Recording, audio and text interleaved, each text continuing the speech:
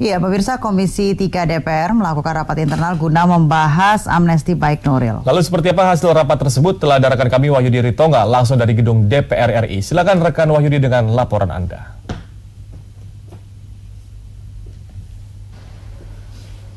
Ya, baik, terima kasih Reva dan juga Tiara. Proses hukum tahapan amnesti yang diajukan oleh saudari Baik Nuril sehari ini sudah mencapai ke Komisi 3 DPR RI, yang mana Komisi 3 DPR RI telah melakukan rapat komisi dan rapat dengar pendapat dengan Menteri Hukum dan HAM.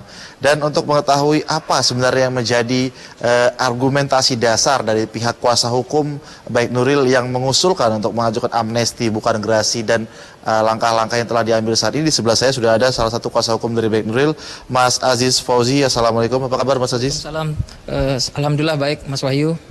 Mas Aziz, apa yang menjadi alasan dasar, argumentasi seperti apa yang bisa dijelaskan oleh tim kuasa hukum? Kenapa yang diajukan amnesti bukan gerasi? Karena sejumlah pihak menyatakan bahwa amnesti ini hanya untuk orang atau sekelompok orang yang mengakui kesalahannya dan biasanya mendapatkan vonis di atas 2 tahun. Dan mereka biasanya ini ataupun tradisinya atau budayanya biasanya kepada sekelompok orang, seperti misalnya tindakan makar seperti OPM, misalnya GAM di tahun 2004 silam gitu. Ini seperti apa penjelasan dari kuasa hukum?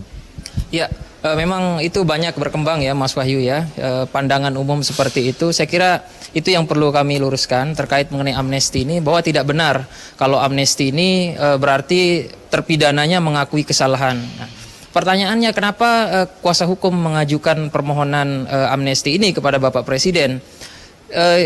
Yang pertama, karena upaya hukum dalam sistem peradilan pidana itu sudah habis karena peninjauan kembali sudah kami lakukan. Artinya upaya hukum yang tersedia dalam sistem peradilan pidana sudah tidak ada lagi. Nah, bagaimana cara kita untuk mendapatkan keadilan bagi Bu Nuril yang jelas-jelas kita tahu adalah korban yang ditersangkakan kemudian menjadi terpidana, korban berganda malahan kalau kita katakan. Jadi reviktimisasi di kasus Bu Nuril. Nah, akhirnya kita mencari, coba mengkaji. Nah, yang paling memungkinkan itu ternyata adalah amnesti, bukan gerasi. Nah, tadi kesalahpahaman umum yang menganggap bahwa kalau amnesti berarti mengakui kesalahan. Saya kira ini yang perlu kita luruskan, bahwa di Undang-Undang Amnesti, Undang-Undang Nomor 11 Tahun 54, Undang-Undang Darurat, itu jelas disebutkan di sana, di dalam penjelasannya itu, bahwa amnesti ini menghilangkan, menghapus akibat dari pidana.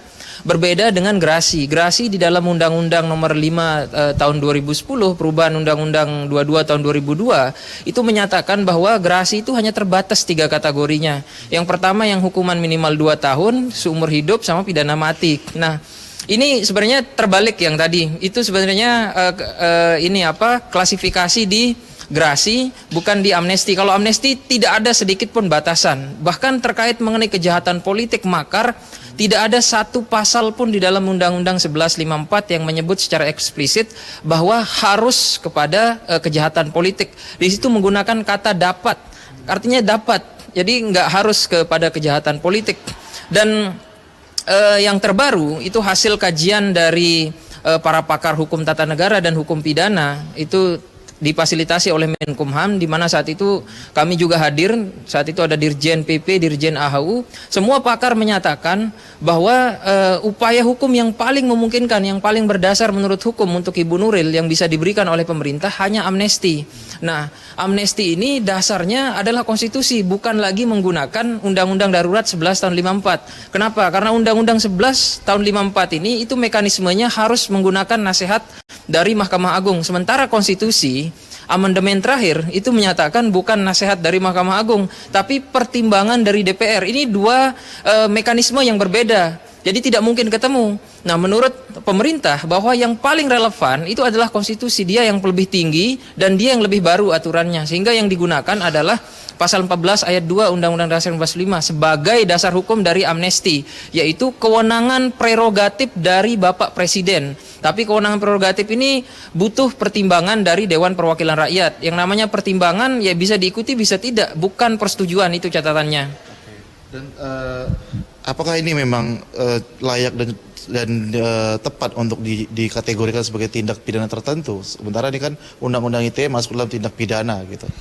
Begini, tindak pidana tertentu itu tidak ada ini ya, tidak ada seperti yang saya sampaikan tadi. dalam undang-undang lama kalau kita mau kalau kita mau merujuk terkait mengenai paradigma amnesti ini, ya bisa kita rujuk menggunakan Undang-Undang 1154 tadi, walaupun itu sudah tidak relevan untuk mekanismenya karena menggunakan lewat Mahkamah Agung. Di situ tidak ada dijelaskan harus ke tindak pidana tertentu, harus ke makar, tidak ada. Di dalam pasal 2 itu hanya menyebutkan di situ dapat diberikan kepada kejahatan politik, ya salah satunya makar. Jadi kriterianya itu tidak ada satupun batasan. Berbeda dengan gerasi yang memang ada batasan di situ. Kalau amnesti tidak ada batasan, mau ke siapapun. Di situ ketentuannya untuk kepentingan negara kalau di undang-undang amnesti. Nah, kami melihat bahwa kasus Ibu Nuril ini adalah kepentingan negara. Kenapa? Karena sejak tahun 84 pemerintah kita itu telah meratifikasi konvensi penghapusan segala bentuk kekerasan terhadap perempuan melalui Undang-Undang Nomor 7 tahun 84. Pemerintah kita punya komitmen yang kuat kok sejak lama untuk melindungi perempuan korban kekerasan seksual. Saya kira di sini adalah nyata kepentingan negara. Oke, berarti pihak dari kuasa hukum menyatakan dalam hal ini menyimpulkan karena baik Nuril seorang perempuan dan negara sudah komit sejak tahun 1984. Oke, dengan peraturan tersebut sehingga akhirnya mengajukan sebuah amnesti. Dan terakhir nih Mas Aziz, seperti apa tadi proses di Komisi 3? Ya, tadi proses di Komisi 3 cukup alot ya, karena ada dua praksi dari Demokrat dan PAN itu mempertanyakan kepada Menteri Hukum dan HAM kenapa memilih amnesti, tapi saya kira sudah sangat lengkap, komprehensif ya, secara yuridis, filosofis, dan sosiologis bahkan dijelaskan oleh Menteri Hukum dan HAM. Jadi pertimbangan pemberian amnesti ini bukan pertimbangan yang serampangan, tapi sudah melalui kajian yang sangat matang.